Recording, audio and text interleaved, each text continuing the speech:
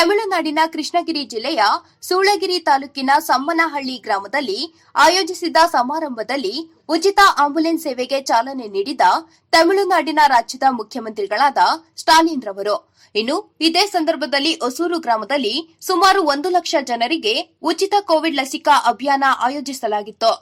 ಉಚಿತ ಕೋವಿಡ್ ಲಸಿಕಾ ಅಭಿಯಾನಕ್ಕೆ ಸ್ಟಾಲಿನ್ ರವರು ಚಾಲನೆ ನೀಡಿದ್ರು. ಇನ್ನು ಇದೇ ಸಂದರ್ಭದಲ್ಲಿ ಅಂಗವಿಕಲರಿಗೆ ವೀಲ್ ಚೇರ್ ಸೇರಿದಂತೆ ಸುರಕ್ಷತೆ ಕಿಟ್ಗಳನ್ನು ಮಾನ್ಯ ಮುಖ್ಯಮಂತ್ರಿಗಳಾದ ಸ್ಟಾಲಿನ್ ರವರು ವಿತರಿಸಿದ್ರು.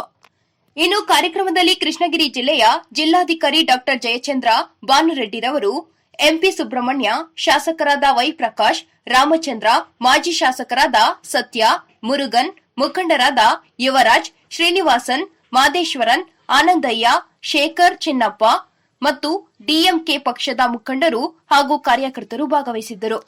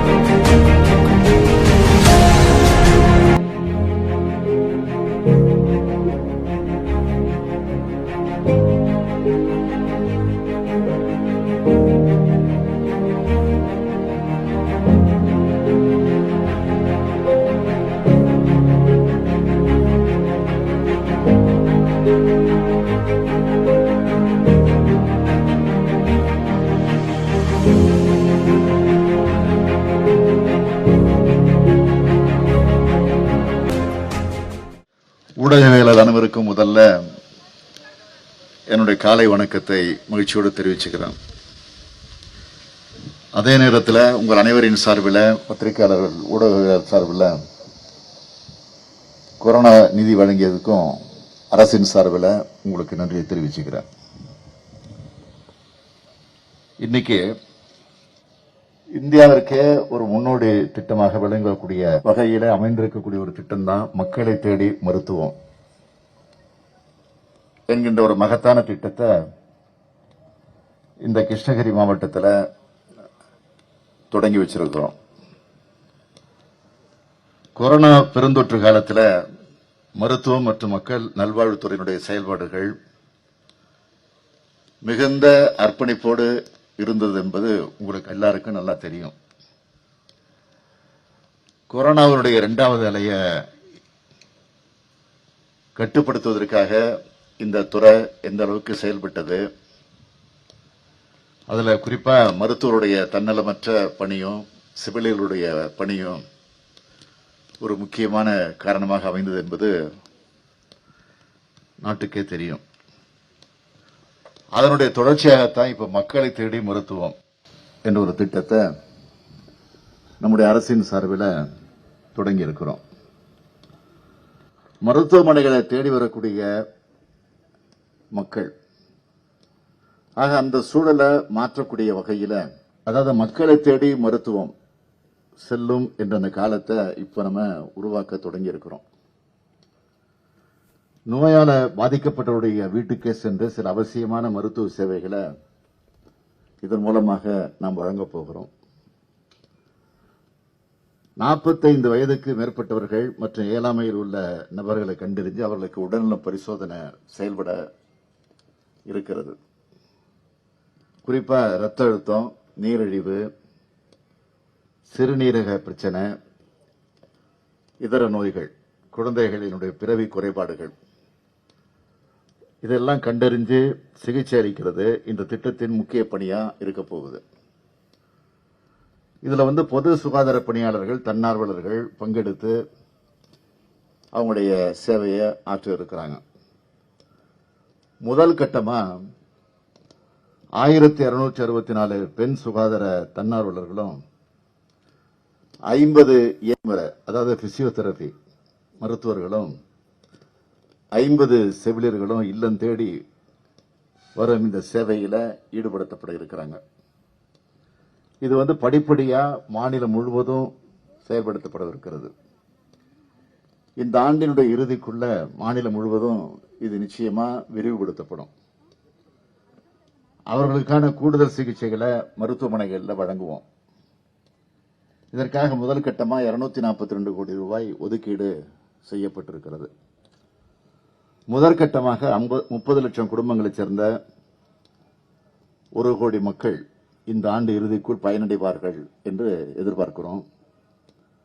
ஸ்டாலினின் 7 உறுதிமொழிகள் என்று 10 ஆண்டு தொலைநோக்கு திட்டத்தில் அனைவருக்கும் நல்வாழ்வு என்பது ஒரு முக்கிய உறுதிமொழியா இருக்கு.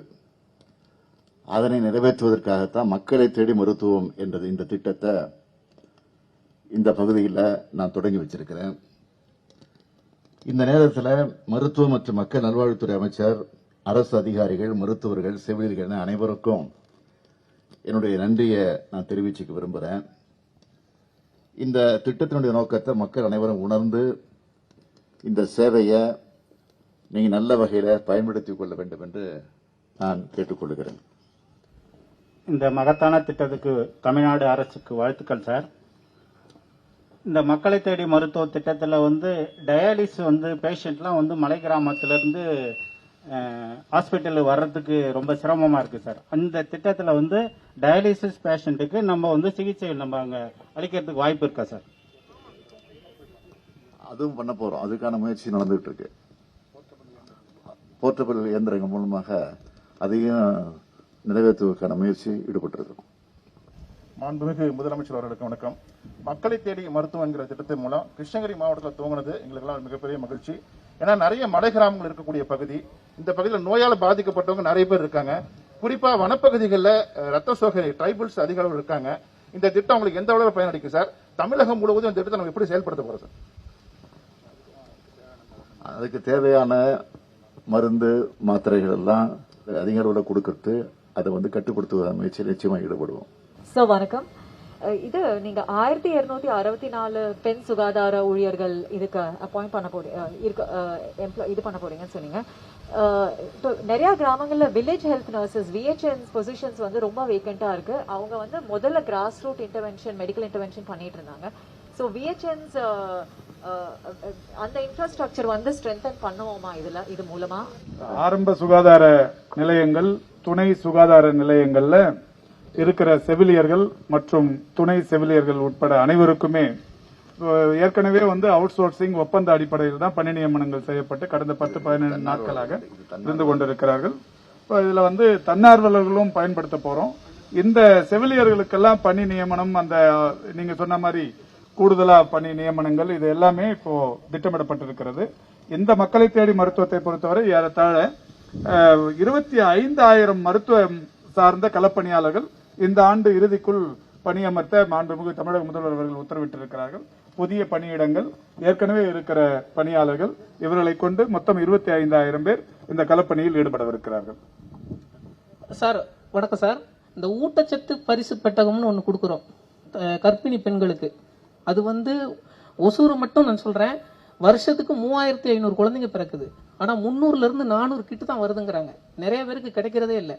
ரிஜிஸ்டர் அவங்களுக்கு குழந்தையே பிறந்துருது, ஆனா அவங்களுக்கு போய் சேர்றது இல்லை. ஏன்னா ஏற்கனவே நிறைய குழந்தைகளுக்கு ஊட்டச்சத்து குறைபாடுகள் இருக்கு. அந்த தாய்க்கு கொடுக்கலாங்கிறதுக்காக தான் அந்த திட்டம் கொண்டு வந்தாங்க. ஆனா அந்த திட்டம் போய் சேரல. ஊட்டச்சத்து பெட்டகத்தை பொறுத்தவரை கடந்த 1.5 ஆண்டு காலமாக இந்த கொரோனா தொற்று ஏற்பட்ட நிலையில் ஆட்சியில கடந்த ஆட்சி காலத்தில் அதில் சுணக்கம் ஏற்பட்டது உண்மை. மாண்புமிகு தமிழக முதல்வர் அவர்கள் இந்த துறையை ஆய்வு செய்த போது இந்த துறைக்கிட்ட இருக்கிற கட்டளை ஏற்கனவே செயல்படுத்தப்பட்டுக் கொண்டிருக்கிற திட்டமாக இருந்தாலும் அதை தொடர்ந்திட வேண்டும் என்று அறிவுறுத்தி இருக்கிறார்கள். அந்த வகையில் தான் கடந்த 10 நாட்களாக எல்லா மருத்துவமனைகளிலும் அந்த பெட்டகங்கள் தருகிற பணி நடைபெற்றுக் கொண்டிருக்கிறது. முக்கியமானது ஒசூர் தாலுகாவில் இனாம் நிலங்கள் 3000 ஏக்கருக்கு மேல இருக்கு. கடந்த அதிமுக அரசு 7/11/2019 நிலவரி திட்ட அலுவலகம்னு ஒன்று ஓபன் பண்ணாங்க. அது மூலமா அந்த நிலத்தை வாங்கின விவசாயிகளுக்கெல்லாம் பட்டா கொடுத்துருவோம்னு சொன்னாங்க. ஆனா இன்னைய வரைக்கும் பட்டா கொடுக்கல. அந்த விவசாயிகள்கிட்ட பெரிய அளவு அமௌண்ட் வசூல் பண்ணியிருக்காங்க. ஆனா அது விவசாயிகளுக்கும் போய் சேரல. மறுபடி அந்த அலுவலகம் செயல்படாமலே இன்னமும் இருக்குது. அந்த நிலமும் அப்படி இருக்குது. அது சம்பந்தமா நீங்க என்ன நடவடிக்கை எடுப்பீங்கன்னு கொஞ்சம். அதாவது ஒரு வாரத்துக்கு முன்னாடி தான் நீங்க சொன்ன வேலை ஆரம்பிக்கப்பட்டிருக்கிறது. அது விரைவுபடுத்தப்படும். உரிய வகையில் அதுக்கு பரிகாரம் காணப்படும். அடுத்தால நீங்க 2000 நம்ம கலைஞர் ஆட்சியில இந்த ஒசூர் பகுதியில் இருக்கக்கூடிய மக்களுக்கு எல்லாம் பட்டா கொடுத்தாங்க. ஆனா வருவாய்த்துறை ஆவணங்கள்ல அத பட்டா கொடுத்ததற்கான விவரங்கள் ஏற்றப்படல. வருவாய்த்துறை ஆவணங்களே இப்ப மாயமாயிடுச்சு. பட்டா வாங்கினவங்களுக்கு பட்டா இருக்கே தவிர ஐயா வழங்கினாருன்னு வச்சிருக்காங்களே தவிர அந்த பட்டா கிளாசிபிகேஷன் சேஞ்ச் பண்ணி கொடுக்காததுனால அது யூஸ் இல்லாமலே இருக்கு. இது மாதிரி ஒசூர் தாலுகா, தேன்கனிக்கோட்டை தாலுகா எல்லா தாலுகாவிலையும் இருக்கு. இது ஒசூர்ல மட்டும் இல்ல, தமிழ்நாடு முழுக்க நீ சொல்ற இந்த குறைபாடுகள் இருக்கு. கடந்த கால ஆட்சியில் அதை முறைப்படுத்தலைங்கிறது உண்மை. அதை முறைப்படுத்துவதற்கான முயற்சியில இந்த அரசு முழுமையாக ஈடுபட்டிருக்கு.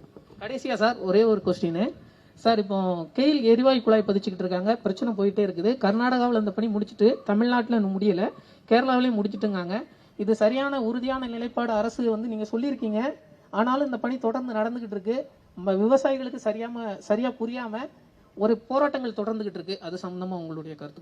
ஏற்கனவே இது குறித்து அந்த துறையின் சார்பில் பல முறை விளக்கம் கொடுத்தாச்சு. எந்த காரணத்தை கொண்டு அனுமதிக்க மாட்டோம், விவசாயிகளுக்கு நலம் பாதிக்கப்படக்கூடிய அளவுக்கு நிச்சயமா அனுமதிக்க மாட்டோங்கிற சொல்லியிருக்கிறோம். அரசுக்கும் சொல்லியிருக்கிறோம். சார், தலைவரோட ஆட்சி காலத்துல கிருஷ்ணகிரி தருமபுரி மாவட்ட மக்களுக்கோசரம் ஒகேனக்கல் கூட்டுக்குடி திட்டம் கொண்டு வந்தீங்க. ஆனா அந்த திட்டம் இன்னும் முழுமையா மாவட்டத்தில் 2 மாவட்டங்களுக்கும் போய் சென்றடையல சார். அது திராவிட முன்னேற்ற கழக ஆட்சி இருந்தப்போ கொண்டு நிறைவேற்றப்பட்ட திட்டம். அது 100க்கு 100% முழுமையாக நிறைவேற முடியாத நிலையில ஆட்சி மாற்றப்பட்டது. ஆனா ஆட்சிக்கு 10 வருஷமா அதை கிடப்புற போட்டாங்க. இது திமுக கொண்டு வந்த திட்டம், கலைஞர் கொண்டு வந்த திட்டம். ஆகவே இதை கேட்பாரற்ற நிலையில போட்டுட்டாங்க. அதனால பல இடங்கள்ல இன்னும் தண்ணி போக முடியாத சூழ்நிலை இருக்கு. அதனாலதான் கடந்த 10-15 நாட்களுக்கு முன்பு அந்த துறையினுடைய அமைச்சராக இருக்கக்கூடிய மாண்புமிகு நீர் அவர்கள் அவருடைய அதிகாரிகளோடு ஆய்வு பணியை மேற்கொண்டு அதனுடைய ரிப்போர்ட் எல்லாம் முதலமைச்சருக்கும் அரசுக்கும் கொடுத்திருக்கிறாங்க. அதுக்கான நிதி ஒதுக்கீடு செய்யப்பட்டு விரைவில் அது முழுமை பெறும் என்பதை உறுதியோடு தெரிவிச்சுக்கிறேன். இதேபோல தலைவர் ஆட்சி காலத்தில் தான் ஒசூர் பகுதியில் சிப்காட்டுகள் துவங்கப்பட்டது. ஆனா இந்த மாவட்ட மக்கள் நீண்ட நாள் கோரிக்கை ரயில் சேவை வேணும்னு கேட்டுட்டு இருக்காங்க சார். மற்றொன்று உதான் திட்டத்தில் ஓசூர்ல இருந்து விமான சேவை மத்திய அரசு அறிவிச்சாங்க. ஆனா அதை செயல்படுத்தல. இந்த மாவட்ட மக்களுடைய கோரிக்கை அது இருக்கு. உங்களுடைய கோரிக்கை நிச்சயமாக பரிசீலிக்கப்படும். தமிழகத்தில் இப்ப தடுப்பூசி தட்டுப்பாடு நிறைய இருக்கு. இது எப்போ தீர்வு காணப்படும்? தடுப்பூசியை பொறுத்தவரை ஒன்றிய அரசின் சார்பில் வழங்கப்படுகிற அந்த 75% தடுப்பூசி எல்லா மாநிலங்களுக்கும் பிரிச்சு தராங்க. மாண்புமிகு தமிழக முதல்வர் அவர்களுடைய தொடர் அந்த வேண்டுகோள்கள், பிரதமரிடத்தில் பேசியது, கடிதங்கள் எழுதியது, இதனுடைய விளைவா கடந்த மாதம் 72 லட்சம்ங்கிற மாதிரி தொகுப்பிலிருந்து தரதா சொன்னாங்க. ஆனா ஒரு மகிழ்ச்சியான விஷயம் என்னன்னா 19 லட்சம் தடுப்பூசிகளை இந்தியாவிலேயே கூடுதலாக தமிழகத்திற்கு ஒன்றிய அரசு தந்திருக்கிறது. காரணம், தமிழ்நாடு இதுல பெர்ஃபார்மன்ஸ் நல்லா இருக்குன்னு சொல்லி அந்த வகையில இந்த மாதத்திற்கும் ஆகஸ்டுக்கும் 79 லட்சம் தரேன்னு சொல்லிட்டாங்க. இது வரைக்கும் வந்திருக்கிறது 2,39 லட்சம். இது வரைக்கும் போட்டிருக்கிறதுங்கிறது 2,23 லட்சம். இன்னும் கையில ஒரு 10 லட்சத்துக்கு மேற்பட்ட தடுப்பூசிகள் இருக்கிறது. இந்த வகையில தடுப்பூசிகள் இப்ப எங்கேயும் தட்டுப்பாடு இல்லாம எல்லா இடத்துலயும் போயிட்டு இருக்கு. கையில ஒரு 10 லட்சத்துக்கு மேல தடுப்பூசிகள் இருக்கவே செய்யுது.